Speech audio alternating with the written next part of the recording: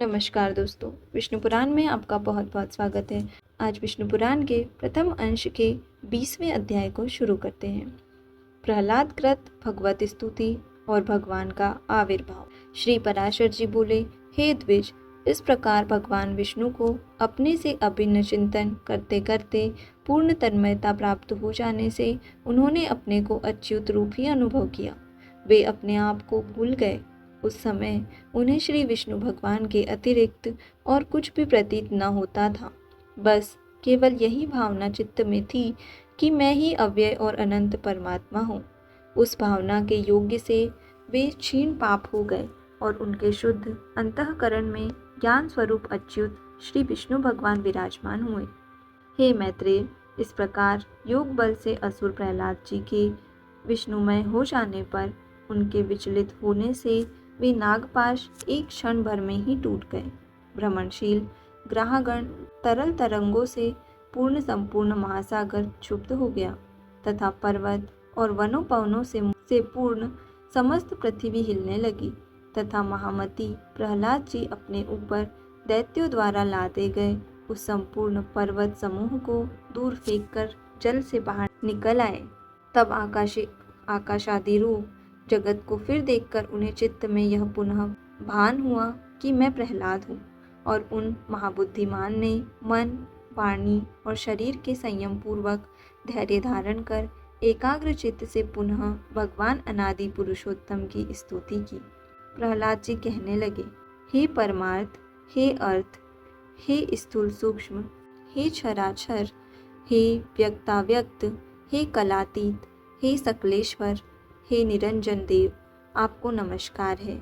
हे गुणों को अनुरंजित करने वाले, हे गुणाधार, हे निर्गुणात्मन, हे गुणस्थित, हे मूर्त और अमूर्त रूप महामूर्तिमन, हे सूक्ष्म मूर्ते, हे प्रकाशा प्रकाश स्वरूप, हे विकराल और सुंदर रूप, हे विद्या और अविद्या में अच्युत, हे सत सत रूप जगत के उद्भव स्थान और सत्सत जगत के पालक, हे नित्यानित्य प्रपंचात्मन, हे प्रपंच से पृथक रहने वाले, हे ज्ञानियों के आश्रय रूप, हे एकानेक रूप आदि कारण वासुदेव, जो स्थूल सूक्ष्म रूप और स्फुट प्रकाशमय है, जो अधिष्ठान स्वरूप से सर्वभूत स्वरूप तथापि वस्तुतः संपूर्ण भूतादि से परे है, विश्व के कारण न होने पर भी जिनसे यह समस्त विश्व उत्पन्न हुआ है, उन पुरुषोत्तम भगवान को नमस्कार है।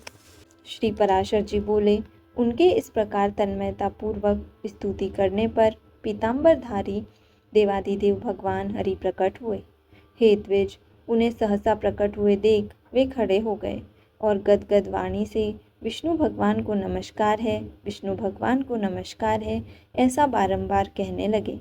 प्रहलाद जी बोले, हे शरणागत दुखारी श्री केशव देव, प्रसन्न होइए। हे अच्युत, अपने पुण्य दर्शनों से मुझे फिर भी पवित्र कीजिए। श्री भगवान बोले, हे प्रहलाद, मैं तेरी अनन्य भक्ति से अति प्रसन्न हूँ। तुझे जिस वर की इच्छा हो मांग ले। प्रहलाद जी बोले, हे नाथ, सहस्त्रों योनियों में से मैं जिस में भी जाऊँ उसी में हे अच्युत आप में मेरी सर्वदा अक्षुण्ण भक्ति रहे। अविवेकी पुरुषों की विषयों में जैसी अविचल प्रीति होती है, वैसी ही आपका स्मरण करते हुए मेरे हृदय से कभी दूर न हो। श्री भगवान बोले, हे प्रहलाद, मुझ में तो तेरी भक्ति है ही और आगे भी ऐसी ही रहेगी, किंतु इसके अतिरिक्त भी तुझे और जिस वर की इच्छा हो मुझसे मांग ले। प्रहलाद जी बोले, हे देव, आपकी स्तुति में प्रवृत्त होने से मेरे पिता के चित्त में मेरे प्रति जो द्वेष हुआ है, उन्हें उससे जो पाप लगा है वह नष्ट हो जाए। इसके अतिरिक्त मेरे शरीर पर जो शस्त्राघात किए गए, मुझे अग्नि समूह में डाला गया, सर्पों से कटवाया गया, भोजन में विष दिया गया, बांधकर समुद्र में डाला गया, शिलाओं से दबाया गया तथा और भी जो दुर्व्यवहार पिताजी ने मेरे साथ किए हैं, वे सब आप में भक्ति रखने वाले पुरुष के प्रति द्वेष होने से उन्हें उनके कारण जो पाप लगा है, हे प्रभु, आपकी कृपा से मेरे पिता उससे शीघ्र ही मुक्त हो जाए। श्री भगवान बोले, हे प्रहलाद, मेरी कृपा से तुम्हारी ये सब इच्छाएं पूर्ण होगी। हे असुर कुमार, मैं तुमको एक वर और भी देता हूँ, तुम्हें जो इच्छा हो मांग लो। प्रहलाद जी बोले, हे भगवान, मैं तो आपके इस वर से ही कृतकृत्य हो गया कि आपकी कृपा से आप में मेरी निरंतर अविचल भक्ति रहेगी।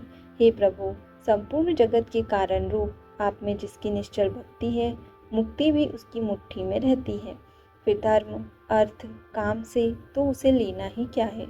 श्री भगवान बोले, हे प्रहलाद, मेरी भक्ति से युक्त तेरा चित्त जैसा निश्चल है, उसके कारण तू मेरी कृपा से परम निर्वाण पद प्राप्त करेगा। श्री पराशर जी बोले, हे मैत्रेय, ऐसा कह भगवान उनके देखते देखते अंतर्ध्यान हो गए और उन्होंने भी फिर आकर अपने पिता के चरणों की वंदना की। हे द्विज, तब पिता हिरण्यकशिपु ने जिसे नाना प्रकार से पीड़ित किया था, उस पुत्र का सिर सूंघ कर आंखों में आंसू भरकर कहा, बेटा, जीता तो है, जीता तो है। वह महान असुर अपने किए पर पछताकर फिर प्रहलाद से प्रेम करने लगा और इसी प्रकार धर्मज्ञ प्रहलाद जी भी अपने गुरु और माता पिता की सेवा शुश्रूषा करने लगे। हे मैत्रेय, तदनंतर नरसिंह रूपधारी भगवान विष्णु द्वारा पिता के मारे जाने पर वे दैत्यों के राजा हुए। हे द्विज, फिर प्रारब्ध क्षयकारिणी राज्य लक्ष्मी बहुत से पुत्र पौत्रादि तथा परम ऐश्वर्य पाकर कर्माधिकार के क्षीण होने पर पुण्य पाप से रहित हो भगवान का ध्यान करते हुए उन्होंने परम निर्वाण पद प्राप्त किया। हे मैत्रेय, जिनके विषय में तुमने पूछा था, वे परम भगवत भक्त महापति दैत्य प्रवर प्रहलाद जी ऐसे प्रभावशाली हुए। उन महात्मा प्रहलाद जी के इस चरित्र को जो पुरुष सुनता है, उसके पाप शीघ्र ही नष्ट हो जाते हैं। हे मैत्रेय, इसमें संदेह नहीं कि मनुष्य प्रहलाद चरित्र के सुनने या पढ़ने से दिन रात के किए हुए पाप से अवश्य छूट जाता है। हे द्विज, पूर्णिमा, अमावस्या, अष्टमी तथा द्वादशी को इसे पढ़ने से मनुष्य को गोदान का फल मिलता है। जिस प्रकार भगवान ने प्रहलाद जी की संपूर्ण आपत्तियों से रक्षा की थी, उसी प्रकार वे सर्वदा उसकी भी रक्षा करते हैं जो उनका चरित्र सुनता है। तो यहाँ विष्णु पुराण के प्रथम अंश के 20वें अध्याय का समापन होता है। आज के लिए इतना ही। धन्यवाद।